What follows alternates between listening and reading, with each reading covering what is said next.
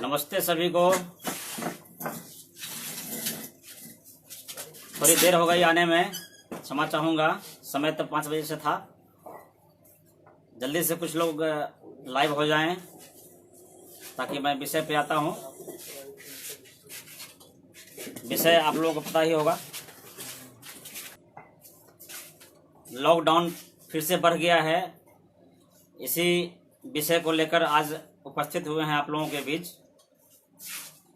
इस पंखा बंद करो। इस लॉकडाउन के समय में जो बढ़ोतरी हुई है, यह तो बीमारी के दृष्टिकोण से अच्छी बात है, लेकिन इसमें क्या करें हम युवा, विद्यार्थी, शिक्षक, अभिभावक या अगर व्यापार करने वाले व्यापारी ही हैं तो क्या करें? प्रश्न तो बनता है। बहुत लोग रहते हैं, अपने संशय में रहते हैं, पता नहीं क्या करें क्या नहीं करें, समय नहीं गुजर रहा है, इस समय को कैसे गुजारें। बहुत सारी बाधाएं मन में और दिन भर परेशान लोग रहता है। हम लोग टीवी, मोबाइल के माध्यम से समाचारों को देखते रहते हैं और मन दुखी होते रहता है। तो लॉकडाउन बढ़ने के कारण हम लोग परेशान तो हैं, लेकिन इस परेशानी में करें सो क्या करें? इन सब सवालों को लेकर मैं आया हूं, चूँकि मेरा दायित्व है खास करके उन अभिभावक के लिए जो हम जैसे विद्यालय पर निर्भर करते हैं अपने बच्चों के भविष्य के लिए। और बच्चे का भविष्य, चलिए पप्पू भैया आ गए हैं। पप्पू भैया को नमस्ते। हम लोग के बड़े भाई हैं पप्पू भैया, और आप भी एक महान शिक्षक हैं, कलाकार भी हैं, और भी कई लोग आ गए हैं। अगर सब लोग कुछ ना कुछ कमेंट कर दे तो आपका नाम सामने आ जाएगा और उससे भी मैं मुखातिब हो पाऊंगा।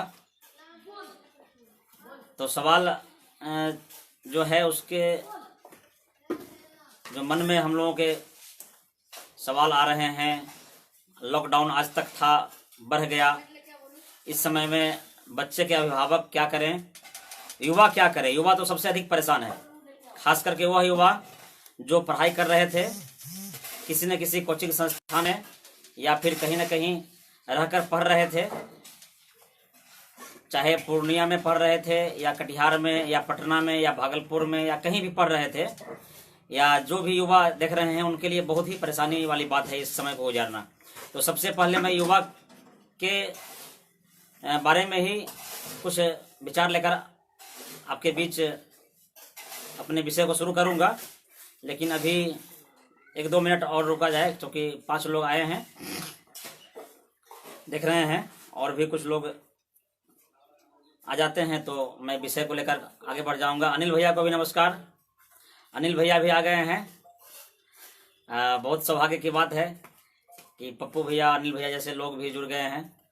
और आज ये पहला फेसबुक लाइव है मेरा, और मेरा प्रयास रहेगा कि नियमित खास करके उन अभिभावक के लिए लाइव होऊंगा, क्योंकि आप जैसे महान विभूति को क्या मैं कुछ विचार दे सकता?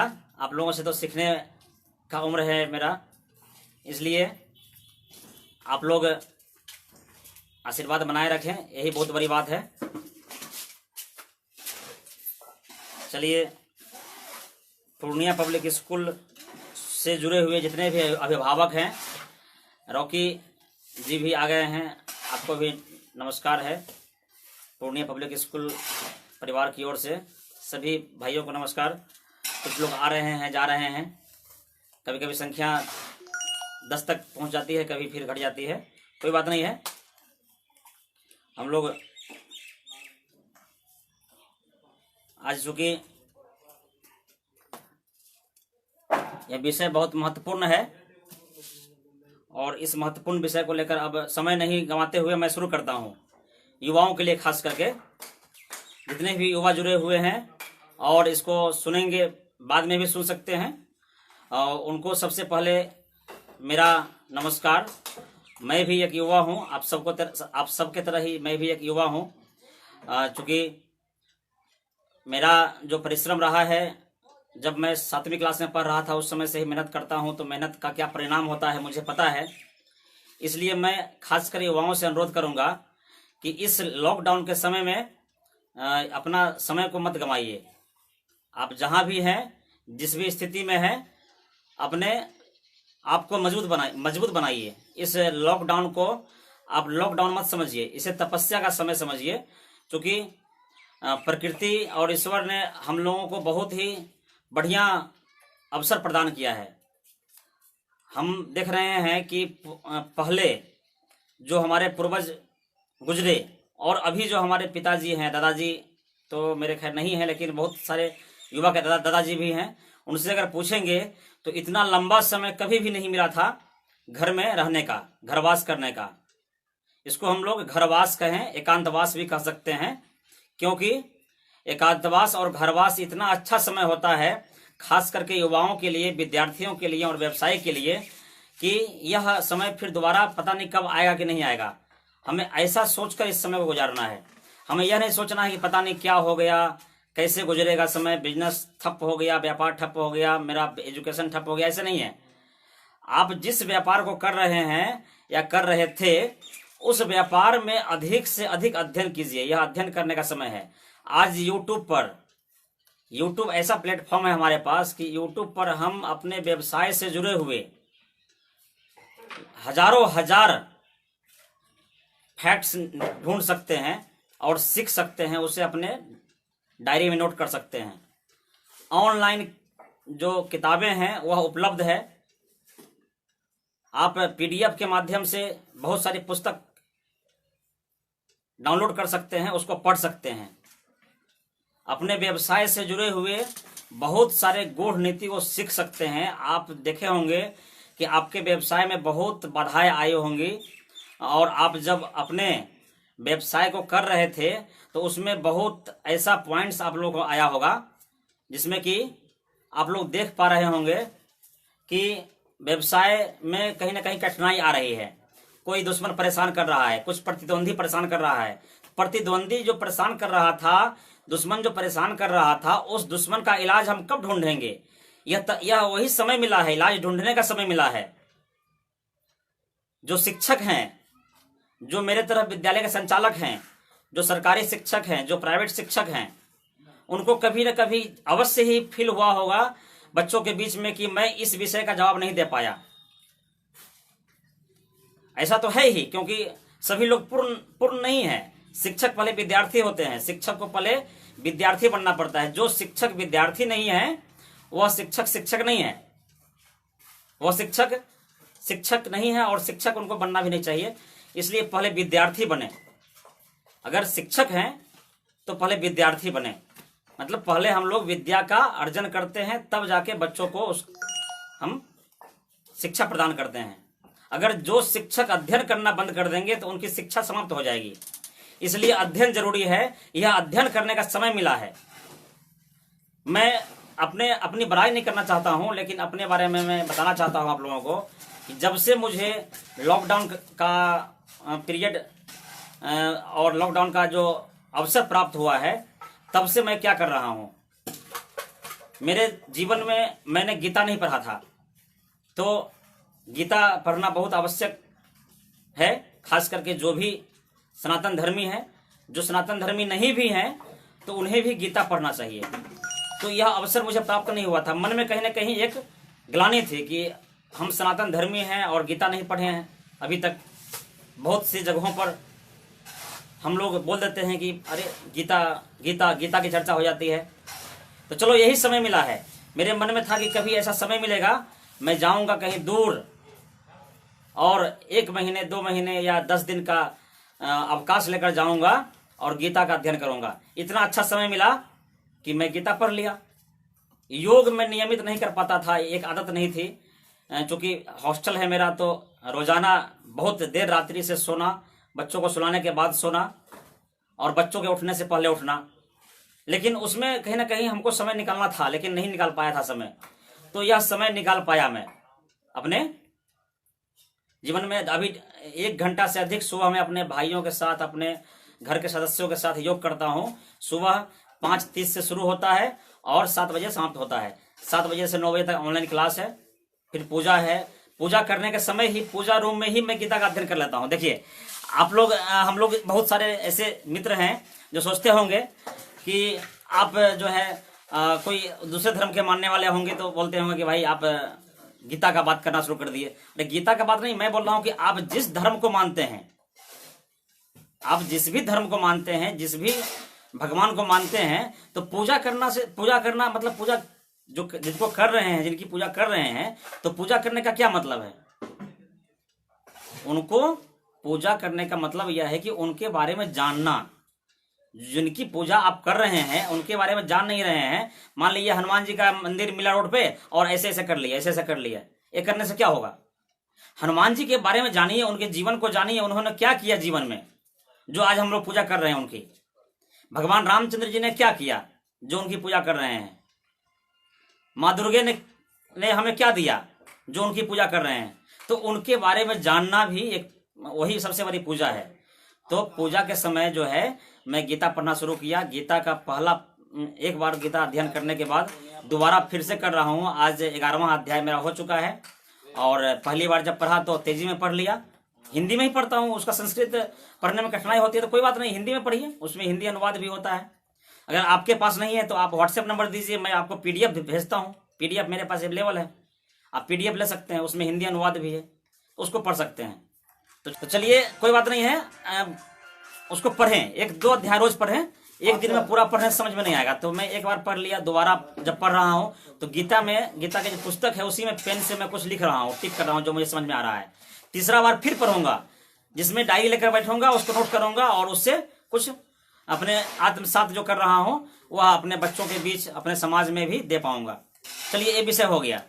यह जो हम लोगों का मूल है वह करना चाहिए। हमें यह अवसर मिला है, हम रोज टीवी देख देख करके अपना दिमाग खराब ना करें, समाचार देख करके दिमाग को गंदा ना करें, क्योंकि उससे TRP, रोज समाचार देखना आवश्यक है। समाचार मैं भी देखता हूँ, टीवी घर में नहीं है, पड़ोस में जाकर देखता हूँ, मोबाइल पे देखता हूँ। बस सुबह सुबह का जो 100 समाचार आता है, दिन भर जो कल क्या हुआ वो देख लिया, काम खत्म। बस ज्यादा टेंशन लेने की बात नहीं है। टीवी वाले की TRP नहीं बढ़ानी, अपनी TRP बढ़ाइए, अपनी TRP बढ़ाइए। हम क्या करें जो कि मेरा TRP बढ़े, मतलब कि मेरा वैल्यू बढ़े, मेरा कीमत बढ़े। आज जो कहीं ना कहीं किसी न किसी दृष्टिकोण से हर लोग अपने आप को कुछ न कुछ कमी महसूस करते हैं, क्योंकि सब लोग परिपूर्ण नहीं है। जिस क्षेत्र में हम कमी महसूस कर रहे थे उस क्षेत्र को हम अधिक से अधिक मजबूत करें। जो हाथ मेरा कमजोर था उस हाथ को मजबूत करने का समय है। तो यह सभी लोगों के लिए था। अब युवाओं के लिए मैं कुछ कहना चाहता हूँ। जो युवा हैं खास करके उनके लिए विशेष बातें हैं कि अगर आप युवा हैं तो आपको विशेष कुछ ध्यान देने की जरूरत है कि हमारे जीवन में समय जो हमें मिलता है, आप देखे होंगे कि एक एक पल को बीतने से, एक एक पल को जोड़ने के बाद तब मिनट बनता है। एक एक मिनट को जोड़ने के बाद घंटा बनता है, एक एक घंटा को जोड़ने से दिन बनता है, एक एक दिन को जोड़ने से सप्ताह महीना बनता है, और एक एक महीने को जोड़ने से साल बनता है। और वही उसी वर्ष साल से मेरा जीवन है। 70 साल, 80 साल, 90 साल, 100 साल। लोग कहते हैं कि हाँ इनका उम्र 100 साल है। तो 100 साल हुआ कैसे? 100 साल हुआ कैसे? वह जीवन को एक एक पल को जोड़ने के बाद मिनट, घंटा, दिन, महीना, साल जोड़ने से वह हमारा जीवन बना। तो अगर हम लोग एक एक पल व्यतीत कर रहे हैं तो कहीं ना कहीं हम अपने जीवन को बर्बाद कर रहे हैं, यह मुझे मानना चाहिए। ऐसा अगर मान के चलते हैं तो हमारा जो समय है उसका सदुपयोग हो पाएगा और हमारा जीवन का जो बहुमूल्य समय है वह बर्बाद नहीं हो पाएगा। इसलिए मैं अनुरोध करता हूं, आग्रह करता हूं, चूंकि आदेश नहीं दे सकता, मैं आप सबों का मित्र हूं, फेसबुक फ्रेंड मित्र होते हैं, इसलिए अनुरोध करता हूं कि आप बौद्धिक योद्धा बनिए। युवा के लिए मैं बोल रहा हूं अभी कि युवा जो है, पहला पॉइंट है युवा जो है बौद्धिक योद्धा बने। बौद्धिक योद्धा का मतलब है कि बुद्धि से योद्धा बने। देखते हैं कि शरीर बहुत मोटा ताजा है, लंबा चौड़ा है, हम लोग बहुत अधिक लंबा चौड़ा है, ताकतवर है। उससे क्या होने वाला है? दिमाग से अगर पैदल है कोई, शरीर में बहुत ताकत है, दिमाग कमजोर है, तो क्या होगा? बताइए, अगर बहुत हार्ड मेहनत करने से, शरीर बनाने से अगर लोग अमीर बनता तो रिक्शा चलाने वाले, ठेला चलाने वाले भाई बहुत अमीर होते। मुकेश अंबानी, अनिल अंबानी अमीर नहीं होते। विवेकानंद जो है कई बात युवाओं के लिए कहे हैं, उठो जागो और मेहनत करते रहो जब तक सफलता नहीं मिल जाता। हम लोग लेकिन रुक जाते हैं। लॉकडाउन हुआ तो हम लोग भी डाउन हो गए। लॉकडाउन तो देश के लिए हुआ है ना, युवाओं के लिए थोड़ी हुआ है। युवा को तो अभी एकदम तपस्या करने का समय है। क्योंकि हम लोग देखते हैं कि अधिकतर युवा जो है, जिनका उम्र 13 साल से 14 साल से ऊपर है, युवा के गिनती में आ जाते हैं। तो अधिकतर युवा सोशल मीडिया पे, टिकटॉक तो मेरे मोबाइल में है भी नहीं, बहुत लोगों के मुंह से सुनता हूं मैं कि टिकटॉक तो मुझे भी समझ में नहीं आता है। और मैं बाय गॉड कहता हूं कि अभी तक टिकटॉक नाम का जो ऐप है सुना हूं, उसके बारे में देखा नहीं हूं, क्योंकि मेरे मोबाइल में इंस्टॉल नहीं है। मेरा फेसबुक है, व्हाट्सएप है, यूट्यूब है और इंस्टाग्राम है, ट्विटर है, लेकिन टिकटॉक नहीं है। और टिकटॉक में पता नहीं क्या होता है। तो अधिकतर युवा जो वहां समय व्यतीत कर रहे हैं, तो क्या कर रहे हैं, उनके जीवन का लक्ष्य क्या है, आखिर वो बनना क्या चाहते हैं? वो लफुआ बनना चाहते हैं टिकटॉक का, या क्या करना चाहते हैं पता नहीं। आप युवा हैं, आपके पिताजी ने आपको मेहनत करके पैसे दिए हैं, मेहनत करने के लिए, पढ़ने के लिए, कुछ बनने के लिए। आपके जीवन में लक्ष्य है। आपसे कोई पूछता है तो आप कहते हैं कि मैं डॉक्टर बनूंगा, इंजीनियर बनूंगा, ये बनूंगा, वो बनूंगा। आप कहते तो हैं, लेकिन करते कितना है? अगर नहीं करते हैं तो अपने आप से आप बेईमानी कर रहे हैं। सबसे पहले अपने आप में ईमानदार बनिए। ईमानदार बनने की जरूरत है। ईमानदार बने। अगर युवा हैं तो बौद्धिक योद्धा बने, बुद्धि से योद्धा बने कि समाज में जो भी कठिनाई है, जो भी बुराई है, वह कैसे दूर होगा। बुद्धि से योद्धा बने हम लोग, और बौद्धिक योद्धा बनने के बाद ही हम जो चाहते हैं, जो हमारा लक्ष्य है, उसे प्राप्त कर सकते हैं। जिम में जाने से और शरीर बनाने से हम उस लक्ष्य को प्राप्त नहीं करने वाले हैं। जिम में जाना, शरीर बनाना जरूरी है, लेकिन लगे रहना, ऐसे ऐसे करके बॉडी को दिखाना, उस पर गर्व महसूस करना कि मेरा बॉडी आज जो है 36 इंची हो गया, कल 32 इंची था, आज 42 इंची होने वाला है। वह बॉडी क्या है? दिमाग। यही है, ये दिमाग है ना, यही सबसे बड़ा हमारा हथियार है युवाओं के लिए। अगर मान लीजिए कि शरीर से खूब बलवान बन गए और दिमाग हम लड़ा ही नहीं रहे हैं, तो क्या फायदा होगा? दिमाग कैसे तेज होगा, इसके बारे में सोचिए। उसके बारे में मैं कुछ टिप्स देना चाहता हूं आप लोगों को कि दिमाग तेज कैसे होगा। हम लोग ध्यान करें, त्राटक करें। किताब पढ़ने जाते हैं तो किताब पढ़ने का मन नहीं करता है। विवेकानंद के बारे में सुना होगा आप लोगों ने कि 10 मिनट में वो एक मोटी मोटी पुस्तक पढ़ लेते थे। 400 पन्ने वाली पुस्तक 10 मिनट में पढ़ लेते थे। आखिर कैसे पढ़ते थे, इसके बारे में कभी आपने विवेकानंद जी के जीवन को अध्ययन करने का प्रयास किया? हम कहते हैं कि मुझे महात्मा गांधी की तरह बनना है, डॉक्टर कलाम की तरह बनना है, विवेकानंद की तरह बनना है। तो कैसे बनेंगे? अगर उनके तरह बनना है तो उनके राहों पे चलना पड़ेगा, उनको पढ़ना पड़ेगा, उनको अध्ययन करना पड़ेगा। तो आदरणीय सभी युवा मित्र बंधु, आप लोगों से अनुरोध है कि जो आप बनना चाहते हैं उनके जीवनी को पढ़िए। जैसे कि आप 1 मिनट के लिए मान लीजिए कि विवेकानंद की तरह बनना चाहते हैं, बौद्धिक बुद्धि से योद्धा बनना चाहते हैं, तो विवेकानंद ने क्या किया था? विवेकानंद जी ने अपने जीवन में क्या किया था? वो कैसे पढ़ लेते थे? 1 मिनट में जो है कई पन्ना पढ़ लेते थे। कैसे पढ़ते थे, थोड़ा उसके बारे में मैं समझा रहा हूं, आप लोगों को समझिए। आप देखते हैं कि बचपन में हम लोग जो है क ख ग घ पढ़ते हैं। तो क ख ग घ जब पढ़ते हैं तो हमें एक एक अक्षर पढ़ना पड़ता है, उसमें मात्रा लगाना पड़ता है। क आकर का, क हर्ष कर की, दीर्घी, हर्षु, दीर्घु, बहुत मेहनत से मात्रा लगा के पढ़ते हैं। कुछ दिन जब बीतता है तो हम लोग उस मात्रा को लगा करके और मेहनत करते करते आदत बन जाती है, हैबिट हो जाता है, तो हम लोग शब्द पढ़ने लगते हैं। कमल कमल, चल चल, हल हल, एक नजर लगता है, बस शब्द पढ़ लेते हैं। वो अब अक्षर पर ध्यान नहीं देते हैं। देखिए कैसे विवेकानंद ने पूरा पुस्तक को 10 मिनट में पढ़ लिया करते थे। तो उसका एक समझने का प्रयास करते हैं।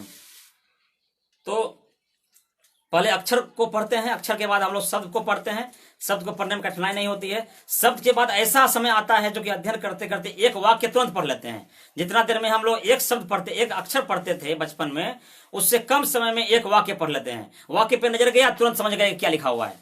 बताइए कितना आसान है। तो विवेकानंद जो है उनका इतना ध्यान तेज हो गया। प्राणायाम है ना, उससे दिमाग भी तेज होता है, बुद्धि तेज होता है, शरीर के अंदर का पार्ट्स भी स्ट्रांग होता है।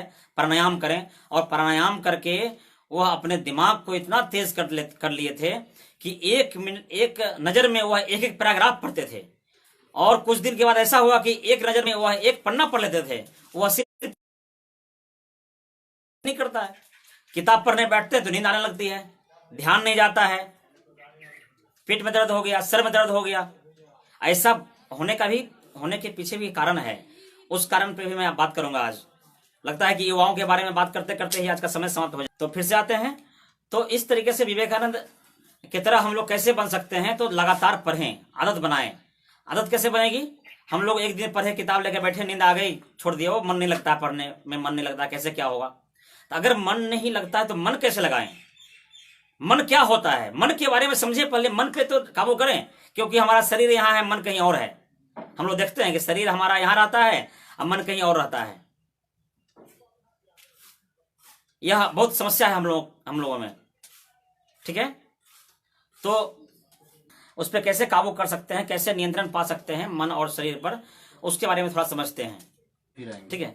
तो अब क्या है कि हमारे शरीर में जो है ज्ञान इंद्रियां हैं, 5 ज्ञान इंद्रियां हैं। तो ये पांचों ज्ञान इंद्रियां सबसे बलवान है हमारे शरीर में। हम ज्ञान इंद्रियों के कब्जा में रहते हैं, लेकिन उससे भी बलवान कुछ और है हमारे शरीर में, वह है मन। अगर मन कह दे ज्ञान इंद्रियां को कि यह जो सामने रखा हुआ ग्लास है इसको नहीं उठाना है, तो हाथ नहीं उठाएगा। अगर मन कह दे कि नहीं, ये हमको इस गाना को नहीं सुनना है, या खराब बातें हैं, इस बातों को नहीं सुनना है, यहां नहीं बैठना है, तो आप बैठ नहीं सकते वहां पे।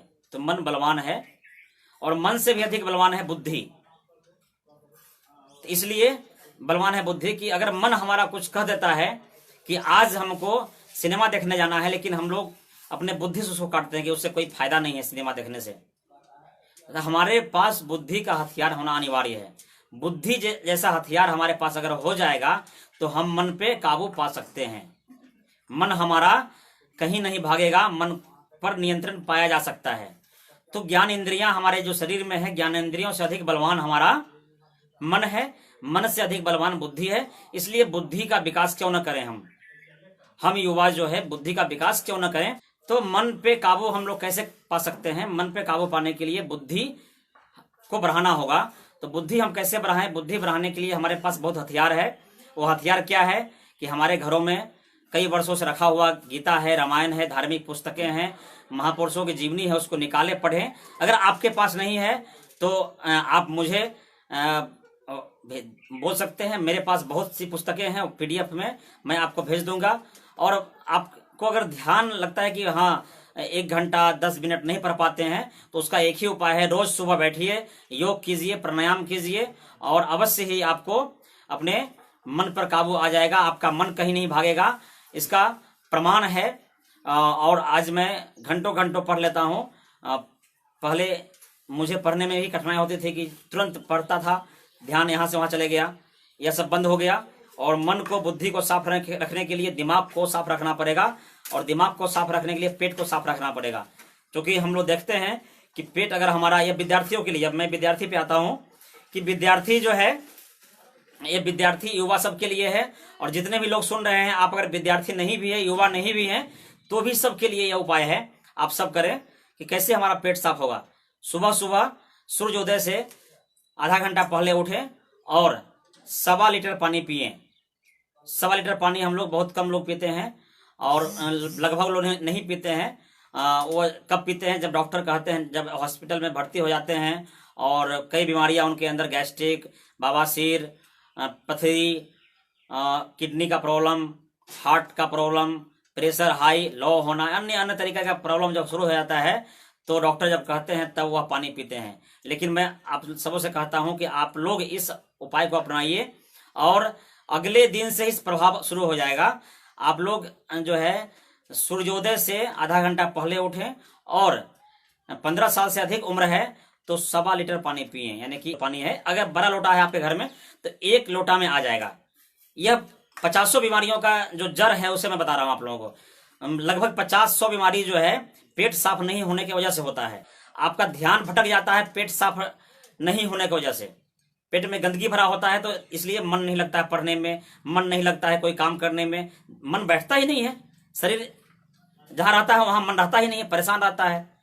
तो आप वो करें, क्योंकि हमारा जो बड़ी आंत छोटी आंत मिलाकर के जो लंबाई है वह लंबाई है 7 मीटर लगभग।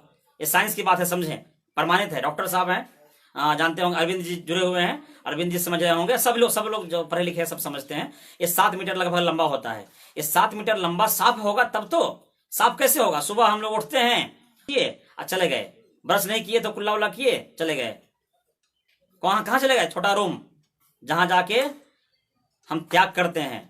लेकिन वहां पे त्याग नहीं होता है, परेशान होकर के आ जाते हैं वापस हम लोग। वह त्याग, परेशानी मुक्त त्याग कैसे होगा कि हम लोग जो है सूर्योदय से आधा घंटा पहले उठे, 1.25 लीटर पानी पिए। एक दिन में नहीं पी सकते हैं तो पहले दिन जो है आधा लीटर पिए, फिर थोड़ा थोड़ा बढ़ाते बढ़ाते 1 सप्ताह में उस मात्रा तक पहुंच जाएं। और जब पूरा हमारा बड़ी आंत छोटी आंत जब पूरा ऊपर से प्रेशर जब आएगा तो पूरा जो है 5 मिनट के अंदर आप रॉकेट की तरह जाएंगे और छोटे रूम में जाकर के और तुरंत आप फ्रेश महसूस करेंगे और 5 मिनट के अंदर आप निकल जाएंगे वहां से। तब आपका दिमाग कितना साफ होगा इसकी कल्पना नहीं कर सकते हैं। मैं इसका प्रयोग कर रहा हूं और आप देख रहे हैं कि मैं आप लोगों के सामने बिल्कुल निर्भीक होकर बोल रहा हूं। और आज अध्ययन कर रहा हूं पिछले 1 महीने से, रोजाना लगभग 10 से अधिक छोटी मोटी पुस्तक मिलाकर पढ़ चुका हूं। एक जो सबसे महान पुस्तक है गीता, उसे पढ़ रहा हूं। बहुत आनंद आता है पढ़ने में, जीवन का सभी रहस्य उसी में छुपा हुआ है, उसे भी पढ़ें आप लोग। तो यह कर रहा हूं मैं। यह सब कैसे हुआ? बस सुबह का पानी पीना, पेट साफ होना, योग करना, प्राणायाम करना और सूर्य नमस्कार करना और पूरा दिन फिट रहना। अगर हम शरीर को स्वस्थ रखना चाहते हैं तो हमें सब पहले साफ होना पड़ेगा, अंदर से साफ होना पड़ेगा। जब तक साफ नहीं होगा हमारा शरीर तब तक हम डॉक्टर के पास दौड़ते रहेंगे। डॉक्टर लाखों रुपया लेते रहेंगे और लाखों रुपया लेने के बाद भी बीमारी को जड़ से ठीक नहीं करेंगे, क्योंकि बीमारी ठीक करने का साधन मेरे पास है, हमारे पास है।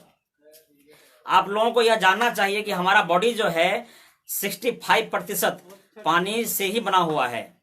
जब 65% हमारे शरीर में पानी ही पानी है, दिमाग में 90% पानी ही पानी है, तो हम लोग को पानी तो पीना पड़ेगा।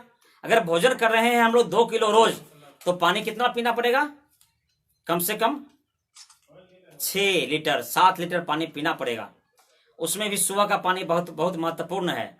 बहुत लोगों को ब्लड का प्रॉब्लम है, खून का प्रॉब्लम है, खाना पचता नहीं है, सबका जड़ पानी ही है। हम लोग पानी नहीं पीते हैं। पानी पीने का और भी नियम है, कई नियम है पानी पीने का। पानी सुबह पीना चाहिए बिना कुल्ला किए हुए। आप अगर पान नहीं खाते हैं, गुटखा नहीं खाते हैं, कुछ नशा नहीं करते हैं रात्रि को, तो आप सुबह बिना कुल्ला किए पानी पीजिए, क्योंकि रात भर में जो लार बनता है वह लार हमारे लिए अमृत है। चलिए हम लोग अगर पेट साफ कर लेते हैं, आप देखते होंगे कि जब जो विद्यार्थी परीक्षा देने जाते हैं उनके दिमाग में बहुत टेंशन होने लगता है, उस दिन उनका पेट खराब हो जाता है। मतलब दिमाग खराब हुआ तो पेट खराब हो गया। आप देखे होंगे फोटो में, अगर दिमाग के अंदर का फोटो आप देखिएगा तो दिमाग के अंदर का चित्र और पेट के अंदर का चित्र, दोनों का चित्र सेम मिलता है। जैसे ऐसे टेढ़ा मेढ़ा दिमाग के अंदर होता है चित्र में, उसी तरह पेट के अंदर भी टेढ़ा मेढ़ा होता है। यानी कि दिमाग और पेट का बहुत गहरा कनेक्शन है। अगर दिमाग साफ रहेगा तो पेट साफ रहेगा, और पेट साफ रहेगा तो दिमाग साफ रहेगा। तो पेट साफ करने का उपाय समझ लिए। दिमाग साफ करने का उपाय है कि गीता पढ़ना। हम लोग अन्य तरह की जानकारी भर भर के बिना मतलब का दिमाग को इतना खराब कर लिए हैं कि कुछ अच्छी बात समझ में नहीं आ रही है। तो उसको साफ करने का उपाय है कि हम लोग गीता का अध्ययन करें, अच्छी पुस्तकों का अध्ययन करें, अपने बच्चों को यह पालन करवाएं। बच्चों, हमारे जो घर में बच्चे हैं, छोटे छोटे बच्चे हैं, उनको भी बहुत सारी समस्याएं हैं, वह पढ़ नहीं पाते हैं। उनके पढ़ने के क्या उपाय करें? बहुत सारी उपाय है। गार्जियन, अभिभावक अभी जो है खूब मस्ती कर रहे हैं, खूब टीवी देख रहे हैं। आप देखते हैं कि दुनिया में कहीं भी, सर बैठिए ना, दुनिया में कहीं भी जो है मारपीट करने का कोचिंग खुला हुआ है? नहीं है। कहीं भी झूठ बोलने का कोचिंग नहीं है, कहीं भी हत्या करने का कोचिंग नहीं खुला हुआ है। कहीं भी गलत काम करने का कोचिंग नहीं खुला हुआ है, कहीं भी मर्डर करने का कोचिंग नहीं खुला हुआ है, कहीं ऐसा ट्यूशन ऐसा स्कूल नहीं है कि आइए यहाँ पर जो है हत्या करना सिखाया जाता है, हमारे यहाँ जो है झूठ बोलना सिखाया जाता है, ऐसा कहीं भी स्कूल नहीं है। लेकिन बच्चे सीखते कहाँ से हैं? बच्चे अच्छी अच्छी गालियां कहाँ से सीख लेते हैं? सर 15 मिनट और 15 मिनट तो अच्छी अच्छी गालियां कहां से सीख लेते हैं? आखिर एक सिगरेट पीना कहां से सीखते हैं? दारू पीना, शराब पीना कहां से सीखते हैं?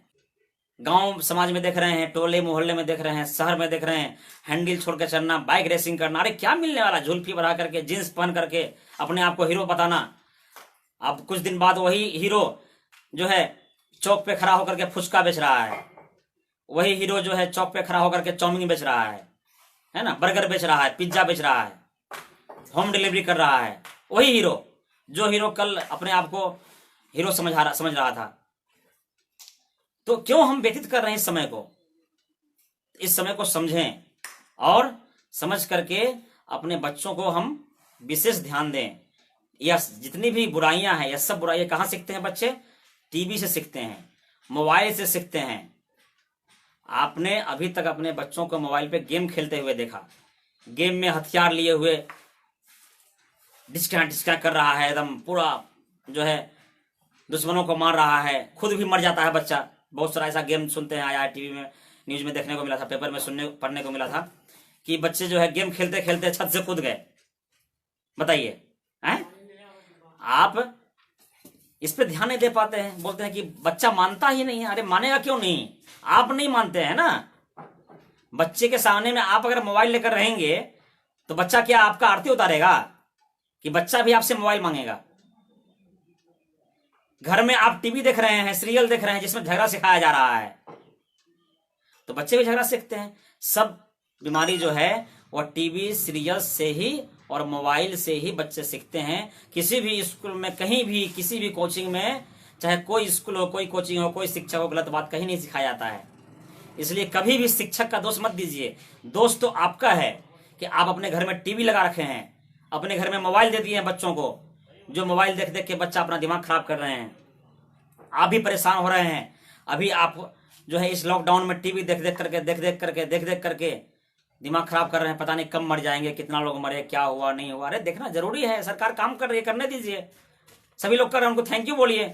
प्रशासन के लोग हैं थैंक यू बोलेंगे, स्वास्थ्य विभाग के लोग हैं थैंक यू बोलेंगे उनको, जो भी लोग सेवा में लगे हुए हैं उनको थैंक यू बोलेंगे हम।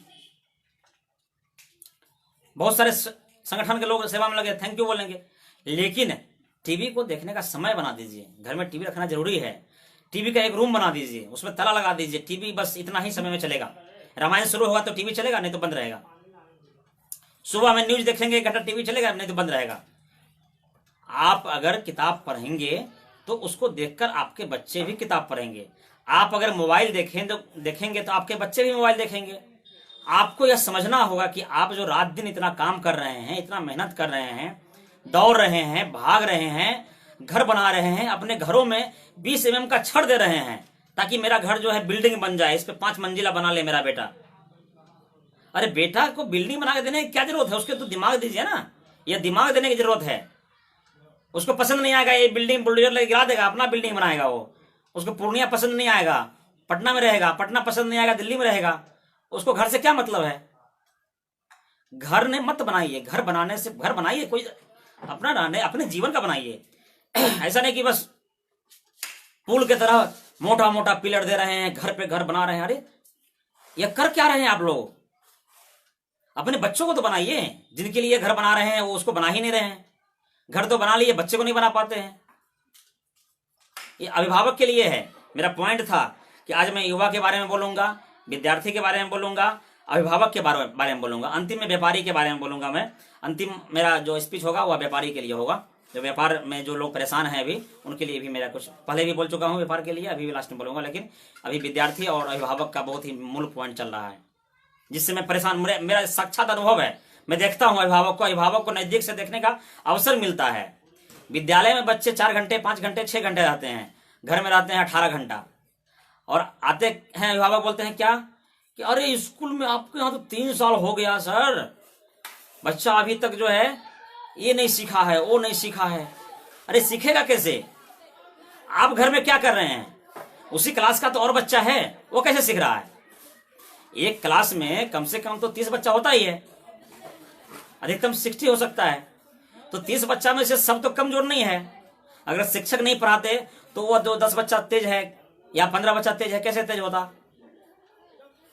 15 बच्चा अगर पढ़ने में तेज है, वह समझ रहा है पाठ को और कुछ कर रहा है, अच्छा कर रहा है, तो कहीं ना कहीं शिक्षक पढ़ा रहे हैं तब ना कर रहा है। आप नहीं करा रहे हैं ना। घर में अपना दोष दूसरे पे थोपने की आदत है बिहार के लोगों को, भारत के लोगों को यही नियम है। गलती करें हम, थोप दे पड़ोसी को, क्योंकि पैसा देते हैं ना, खरीद लिए हैं स्कूल वाले को, खरीद लेते हैं हम लोग, खरीद लेते हैं ट्यूशन टीचर को, खरीद लेते हैं। अरे उसको क्या खरीदिएगा आप लोग खुद बिक रहे हैं। अपने ऊपर झांक के देखिए, तो इन बातों को शेयर कीजिए। आप लोग से अनुरोध है, इस वीडियो को शेयर कर दीजिए। आप लोग जो देख रहे हैं ना, एक बार इसको शेयर पे क्लिक कर दीजिए, अन्य लोगों को भी पहुंच जाएगा, आपके मित्रों को भी पहुंच जाएगा, बहुत फायदा मिलेगा। और अनुरोध है आप लोगों से हाथ जोड़कर, आपके आस पड़ोस में जो भी बच्चे हैं उनके अभिभावक से बात कीजिए और उनको सुधारने का प्रयास कीजिए। मैं देख रहा था फेसबुक पर अभिभावक संगठन बना लिए हैं कुछ लोग पूर्णिया में, अभिभावक संगठन प्राइवेट स्कूल के खिलाफ में। वाह, बहुत अच्छी बात है, बनाइए, अच्छी बात है। लेकिन अभिभावक के रूप में क्या कर रहे हैं? स्कूल वाले फीस मत लो, स्कूल वाले ये मत करो, वो मत करो। आपको बुलाने तो कोई नहीं आता है ना, आप अपने दौड़ के लाके नंबर लगाते हैं, बड़े बड़े स्कूलों के पीछे में लंबा लाइन लगाते हैं कि ले लो भाई, ले लो भाई, 25,000 ले लो, 50,000 ले लो। स्कूल वाले आपके यहाँ तो मांगने नहीं आता है, मांगने तो जाता नहीं है कोई। अरे संगठन बनाते हैं तो संगठन बना के अभिभावक को ट्रेनिंग दीजिए कि अपने बच्चों को कैसे घर में देखें, इस लॉकडाउन में कैसे बच्चों को पढ़ाएं। यह तो अमूल्य समय आपके पास है, बहुमूल्य समय मिला है अपने बच्चों से के साथ समय बिताने का, अपने बच्चों पे ध्यान देने का, अपने बच्चों के भविष्य के बारे में विचार करने का। अपने बच्चों के बारे में मुझसे पूछिए, फोन कीजिए कि सर क्या करें। आपका बच्चा किसी विषय में बहुत तेज होगा, उसके बारे में, उसके जो अंदर टैलेंट है उसको पहचानिए, पहचान करके उसको प्रमोट कीजिए। हम लोग बच्चे को मारते हैं, कोई बच्चा गाली दे दिया तो मारते हैं। अरे मारते क्यों भाई? आप तो गाली नहीं देते क्या? रात दिन तो फोन पे झूठी बोलते हैं, रात दिन टीवी दिखाते हैं बच्चों को, सीरियल दिखाते हैं, हीरो मोटरसाइकिल लेके उड़ा और नदी में कूद गया और जिंदा निकल गया। ये क्या है? झूठा है? झूठा है कि सच्चा है? सच्चा है। मोटरसाइकिल लेके उड़ा, नदी में कूद गया और जिंदा निकल गया, ये क्या है? आपके बच्चे जब मोटरसाइकिल निकाल लेते हैं तो उसको मारते हैं, पीटते हैं, डांटते हैं। क्यों डांटते हैं भाई? आप टीवी क्यों दिखाए बच्चे को? आप सीरियल क्यों दिखाए? आप गेम क्यों खिलवाए? गेम जो खिलवाते हैं बच्चे को, मोबाइल में गेम लोड कर दिए हैं, पेड कर देते हैं, गेम का पैसा ही पेड करते हैं। स्कूल में फीस देने का लॉकडाउन चल रहा है, मत दीजिए फीस, लेकिन गेम का भी तो फीस मत दीजिए। क्या है दिक्कत है? अगर स्कूल वाले को दे ही देंगे तो क्या दिक्कत है? नहीं मांगने आते हैं ना, हम लोग ऑनलाइन क्लास दे रहे हैं, नहीं मांगने आते हैं। लेकिन आप कर क्या रहे हैं बच्चे के लिए? आप अपने बच्चों का जीवन को खराब कर रहे हैं, टीवी दिखा रहे हैं, मोबाइल दिखा रहे हैं, गेम खिलवा रहे हैं। इससे आपके बच्चे का लाइफ बर्बाद हो रहा है। मित्रों, आदरणीय अभिभावक बंधु, आप लोगों से फिर मैं करबद्ध अनुरोध करता हूं कि यह समय को पहचानिए। यह लॉकडाउन इसलिए मिला है कि आप अपने बच्चे के साथ में समय बिताइए। समय तो आप लोग बिता रहे हैं, लेकिन कहाँ बिता रहे हैं? टीवी के साथ बिता रहे हैं। मतलब इस लॉकडाउन में अपने बच्चों को ज्ञान भरना चाहिए, अपने बच्चों को संस्कार सिखाना चाहिए। संस्कार कहाँ है? आपके गीता में है, पुराण में है, कुरान में है, रामायण में है संस्कार। संस्कार टीवी में, सीरियल में नहीं है, उस फिल्म में नहीं है, है ना। Cinema is arresting, cinema arrest कर लेता है हम लोगों के दिमाग को, किडनैप कर लेता है हम लोगों के दिमाग को। आप जरा सोचिए, जब सिनेमा देखते हैं 3-3 घंटा, 2-2 घंटा, उस बीच में क्या आप कुछ सोच पाते हैं? नहीं सोच पाते हैं। आपका दिमाग को कैद कर लिया जाता है, पूरा कैद कर लेता है दिमाग। सिनेमा आपके दिमाग को कैप्चर कर लेता है, किडनैप कर लेता है। लेकिन पुस्तक आपके दिमाग, आपको सोचने का मौका देता है। पुस्तक से दोस्ती कीजिए। महापुरुषों ने कहा है, विवेकानंद जी ने कहा है, डॉक्टर कलाम ने कहा है, महात्मा गांधी ने कहा है, पुस्तक से दोस्ती कीजिए। बच्चों से पुस्तक से दोस्ती करवाने का सिखाइए। अगर मोबाइल से दोस्ती करेंगे तो 3-3 घंटा आपके दिमाग को कैद कर लिया जाएगा। आप जो है शिकार हो रहे हैं विदेशी फिल्मों का, आप शिकार हो रहे हैं हॉलीवुड का, बॉलीवुड का, टॉलीवुड का, उन लोगों का टीआरपी बढ़ रहा है, वो लोग अमीर बन रहे हैं, करोड़ों कमा रहे हैं, आप गरीब होते जा रहे हैं। पैसे से ही नहीं गरीब होते हैं, दिमाग से भी गरीब हो रहे हैं, दिमाग से भी गरीब हो रहे हैं। सिर्फ पैसे से गरीब नहीं हो रहे हैं, दिमाग से गरीब हो रहे हैं। आपके बच्चे, आप सब लोग परेशान हो रहे हैं। अगर आप मोबाइल पर टीवी देखने के बजाय, फिल्म देखने के बजाय, टीवी पर फिल्म देखने के बजाय उसको बंद करके अगर किताब पढ़ना शुरू करते हैं, देखिए क्या होता है। किताब की एक कहानी पढ़िए, उसमें एक पैराग्राफ पढ़िए। जब पढ़िएगा तो कहीं की भी कहानी आती है तो आप उस पर सोचने लगते हैं, रुक जाते हैं और सोचते हैं। इस दिमाग पर जो है जोर देते हैं और सोचते हैं कि क्या लिखा हुआ है इसमें,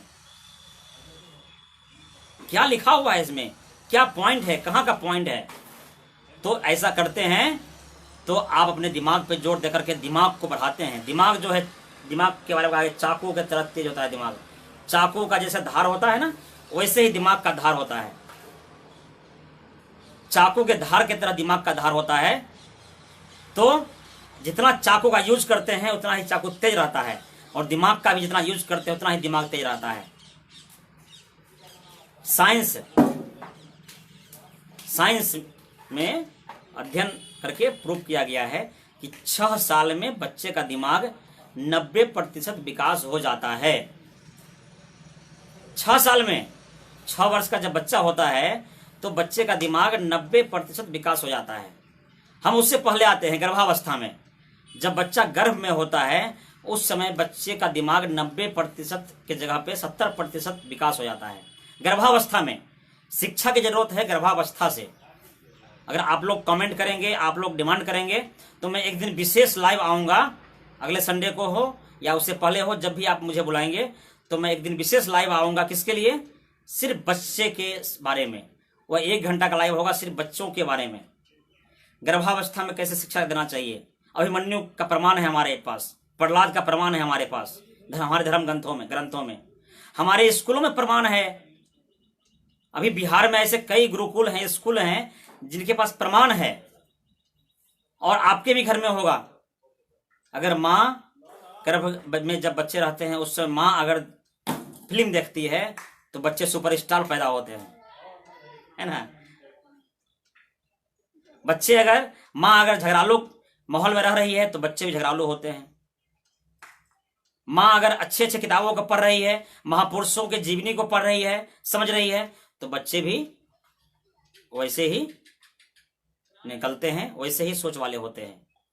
ऐसे नहीं होता है, ऐसे प्रहलाद और अभिमन्यु का एग्जाम्पल नहीं है। परिवार को धार्मिक माहौल बनाइए। आप हिंदू हैं, मुस्लिम हैं, इससे फर्क नहीं पड़ता है। आप जो भी हैं अपने घर के माहौल को ऐसा बनाइए ताकि आपके घर में ऐसा माहौल रहेगा। अगर बच्चे माँ के गर्भ में है तो वहां भी उसको शिक्षा मिलेगी। तो 70% जो दिमाग का जो विकास है वह गर्भावस्था में होता है। 20% विकास जो है 6 साल तक में होता है। जन्म से लेकर के 0 से 6 साल तक में होता है। सॉरी। तो यह जो 6 साल का पीरियड है इसको हम लोग बचपन बोलते हैं। इस समय में हम लोग बच्चों को घुमाने ले जाते हैं, कोई लोड नहीं देते हैं, कोई दबाव नहीं बनाते हैं। जबकि यह 6 साल में 90% जिस समय बच्चे का दिमाग का विकास हो रहा है उस समय हम लोग बच्चे को भाषा देना हो दे दीजिए। लिखित उस पे उसको उस समय में कलम पे पकड़ नहीं बनेगा, हाथ उस पे कंट्रोल हैंड उस समय में मौखिक ज्ञान दीजिए, बातचीत कीजिए, लैंग्वेज का ज्ञान दीजिए, हिंदी सिखाइए, इंग्लिश सिखाइए, जो भी मातृभाषा है, जो भी लैंग्वेज है उसको सिखाइए। और मौखिक तौर पे बहुत सारी ज्ञान है, कहानियां सुनाइए महापुरुषों की, उसको सब कुछ मात्र ही एक बार में याद होता है। जो बच्चा 6 साल से कम उम्र का है, अगर दिमाग स्वस्थ है उसका, आपके घर का माहौल साफ है, घर में टीवी नहीं लगाए हुए हैं, टीवी लगाए भी हैं तो उसे समय पे देखते हैं, मोबाइल है भी तो उसके सिर्फ काम करते हैं, यूज करते हैं, तो आपका बच्चा का दिमाग साफ है। तो आप अपने बच्चों को मौखिक ज्ञान दीजिए। पप्पू जी देख रहे हैं यहाँ पे, पप्पू सिंह जी देख रहे हैं, उनका बच्चा जो है बहुत तेज है पढ़ने में। बच्चे की जो मम्मी है वह उनका बच्चा मेरे यहाँ पढ़ रहा है। 6 साल से पहले ही उनका बच्चा बहुत कुछ सीख गया। अभी उनका बच्चा जो है 7-8 साल का है, क्लास 1-2 में अभी बहुत आगे बढ़ गया है। और आगे बढ़ने का कारण भी है क्योंकि उनका विद्यार्थी बहुत ही अच्छा मौखिक ज्ञान पहले ही प्राप्त कर चुका था, सिर्फ लिखित में उसको सीखना था, सीख लिया, अभी बहुत आगे, एकदम तुरंत क्लास में नंबर 1 रहता है वो। तो इसका अच्छा परिणाम है। घर में जो भी मम्मी है, पापा है, दादा है, दादी है, जो भी है, तो जो भी घर में बच्चा है 6 साल से कम का बच्चा, उसको तो उम्र 1 साल क्यों ना हो, 1 साल से उसका क्लास शुरू हो जाना चाहिए। क्लास 6 मंथ से ही शुरू करना चाहिए, लेकिन शुरू कर दीजिए क्लास। और क्लास शुरू करने के बाद जो 70% विकास गर्भावस्था में हुआ, तो वहां पे आप बच्चे को शिक्षा अगर नहीं भी दे पाए तो 0 से 6 साल तक के बीच में जहां पे दिमाग का विकास 20% होता है, वहां पे हम लोग बहुत ध्यान दें, क्योंकि 20% जहां विकास होता है दिमाग का, वहां 90% ध्यान देने की जरूरत है। क्योंकि 70 गर्भावस्था में हुआ और 20% जो विकास हुआ वह 6 साल तक में हो गया, तो 90% विकास हो गया बच्चों का। जब 90% विकास बच्चों का हो रहा है, उस समय हम लोग ध्यान दे रहे हैं 10%, और 6 साल के बाद जो है 90% ध्यान देते हैं। यह स्कूल खोजो, वह स्कूल खोजो, यहाँ नाम लिखाओ, वहां नाम लिखाओ, ये किताब लाओ, वो किताब लाओ, फलाने स्कूल में जाओ, ब्रांडिंग में जाओ, लाखों रुपया खर्च करो, करोड़ों खर्च करो, कुछ नहीं होने वाला है, कुछ नहीं होने वाला है। लिख लीजिए, पूर्णिया में हर साल 10,000 से अधिक बच्चे मैट्रिक पास करते हैं। 10 बच्चे भी साइंटिस्ट बनते हैं क्या? 10 बच्चे भी बिजनेसमैन बनते हैं? मुकेश अंबानी बनते हैं क्या? अनिल अंबानी बनते हैं क्या? लेखक बनते हैं क्या? नहीं बनते हैं। करोड़ों खर्च करते हैं, क्या बनते हैं? खिलाड़ी बनते हैं क्या? नहीं बनते हैं। क्यों नहीं बनते हैं? इस सभी सवालों का जवाब मैं अगले संडे को दूंगा आप लोगों को। अगले रविवार के दिन आप लोग जरूर आइएगा, और समय आप लोगों को मैं पहले बता दूंगा, क्योंकि राष्ट्रीय कार्यक्रम हम लोग का होते रहता है रोज संध्या में, तो उसमें शामिल होना पड़ता है, उसको देखना पड़ता है, इसलिए समय जो है नहीं बताऊंगा, लेकिन रविवार को ही आऊंगा, अगले रविवार को, और सिर्फ विद्यार्थी से जुड़े हुए बातों को मैं बताऊंगा। तो अपने बच्चों के दिमाग का विकास जो है 6 साल से कम उम्र में ही करना चाहिए, उस समय कीजिए, और 6 साल के बाद जो है अपने बच्चों पे ध्यान दीजिए, लेकिन वह 10% ही देने की जरूरत है। 90% तो आपको 6 साल के पहले ही दे देना था। अगर नहीं दिए हैं तो आप भूल कर गए हैं, और अभी भी समय है। अगर आपका बच्चा 8 साल का भी है, 10 साल का भी है, अपने घर में टीवी को बंद कीजिए, मोबाइल को बंद कीजिए। अगर टीवी मोबाइल का शेड्यूल बना दीजिए, बच्चों के सामने मोबाइल का उतना ही उपयोग कीजिए, सिर्फ फोन से बात कीजिए। और अभी मूल समय है। मैं तो एक अभिभावक का जो नेता है पूर्णिया में, उनका मैं देख रहा था पोस्ट कि यह जो है मजाक उड़ाया जा रहा है ऑनलाइन क्लास का। अरे मजाक उड़ाया जा रहा है? सब दिन तो मोबाइल पे टीवी देखना सिखाए, मोबाइल पे क्राइम करना सिखाए, सब दिन मोबाइल पे गेम खेलना सिखाए। यही समय है जो कि मोबाइल पर एजुकेशन सिखा सकते हैं। यही समय है कि मोबाइल पर एजुकेशन सिखा सकते हैं। आदरणीय सोनी भैया भी जुड़ चुके हैं, तो मोबाइल पर अभी एजुकेशन सिखाने का यही समय है। हम मानते हैं कि स्कूल में पढ़ाई नहीं होती, अलग बात है, लेकिन आप मोबाइल पे बहुत कुछ अवेलेबल है, उसको आप दिखाइए ना। जरूरत नहीं है कि स्कूल जो क्लास दे रहा है उसको पढ़ाइए, लेकिन मोबाइल पर बहुत कुछ ऐसा है। सब दिन हम लोग अपने बच्चों को मोबाइल पर सिखाए कि क्या करना। मोबाइल पर हम लोग बच्चे को सिखा रहे हैं गेम खेलना, दुरुपयोग सिखा रहे हैं। सदुपयोग सिखाने का बहुत बढ़िया समय है। सदुपयोग सिखाने का बहुत बढ़िया समय है। अभिभावक को एकत्र करके, अभिभावक के जो नेता हमारे बीच जुड़ चुके हैं सोनू भैया, मैं अनुरोध करता हूं आपसे कि अभिभावक को जुड़ करके अभिभावक को ट्रेंड कीजिए कि अपने बच्चों को कैसे ध्यान दिया जाए, अपने घर में कैसे ध्यान दे सकते हैं बच्चों को। अपने घर में मोबाइल का सदुपयोग सिखाने का यही मूल समय है। अब बताइए आप लोग कि जितना भी बच्चा आज पूर्णिया से 10,000 से अधिक बच्चा जो है हर साल मैट्रिक करके बिहार बोर्ड या सीबीएसई बोर्ड से निकलता है, क्यों नहीं वो साइंटिस्ट बनता है? यह सवाल है। क्या दोष सिर्फ स्कूल पे है? बच्चा तो घर में रहता है 18 घंटा, स्कूल में तो 6 घंटा ही रहता है। क्या घर का माहौल है? घर बने विद्यालय, इस पे विचार कीजिए। घर को विद्यालय का माहौल बनाइए। हम लोग कहते हैं कि माता पिता प्रथम गुरु होते हैं, तो क्या प्रथम गुरु होते हैं तो गुरु की तरह दायित्व निभाते हैं? घर हमारा प्रथम विद्यालय है, तो क्या मेरा घर का माहौल विद्यालय की तरह है? क्या घर में महापुरुषों का फोटो है? क्या घर में हमारे महापुरुषों का फोटो है? महापुरुषों की जीवनी है, महापुरुषों की चर्चा होती है। जो साइंटिस्ट बनाना चाह रहे हैं बच्चों को, उस साइंटिस्ट की चर्चा हो रही है। हम आर्यभट्ट की तरह बच्चों को बनाना चाह रहे हैं, आर्यभट्ट का जीवनी बता रहे हैं बच्चों को क्या? यह सवाल है अभिभावक से।